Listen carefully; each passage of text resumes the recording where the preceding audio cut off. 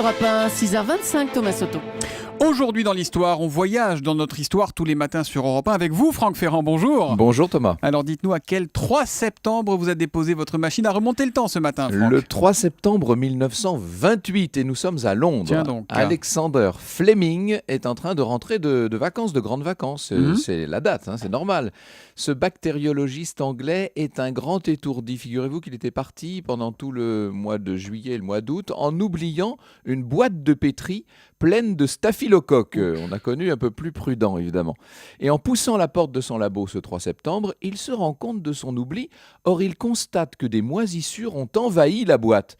Mais il y a plus étonnant, une partie des staphylocoques a disparu, comme si les fameuses bactéries avaient été détruites. Alors Alexander Fleming regarde de plus près, il vient de découvrir tout simplement la pénicilline. Incroyable, comme quoi il faut savoir prendre des vacances, Oui, Franck. c'est vrai.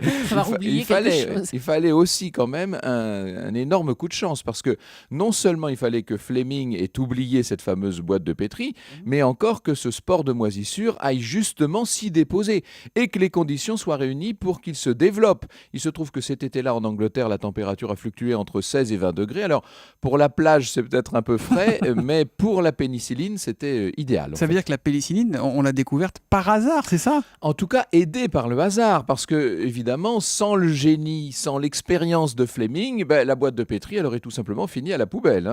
On n'aurait rien découvert du tout. Alors, j'imagine que cette découverte a dû faire du bruit, compte tenu de la place que prend la pénicilline aujourd'hui dans la science. Eh bien non, pas vraiment, en tout cas pas à l'époque, pas en 1928. C'est ça qui est toujours étonnant avec les découvertes scientifiques, c'est qu'il faut du temps ensuite pour les reproduire, pour être capable de les maîtriser en quelque sorte. Alors, d'abord, il a fallu identifier la fameuse moisissure. Ensuite, il a fallu trouver le moyen de la produire chimiquement. Ça a été vraiment très long.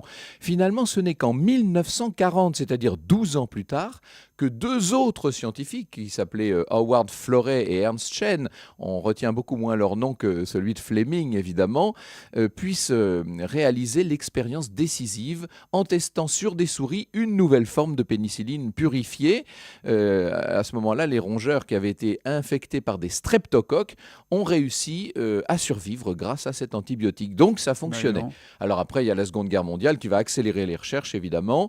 On va utiliser de plus en plus la pénicilline. Des quantités de soldats seront soignés avec elle et des millions de personnes bientôt à travers le monde. On entrait, disons-le, dans l'ère des antibiotiques. Mais ça, évidemment, Thomas, c'est une toute autre histoire. Tout ça, ça a donc commencé le 3 septembre 1928.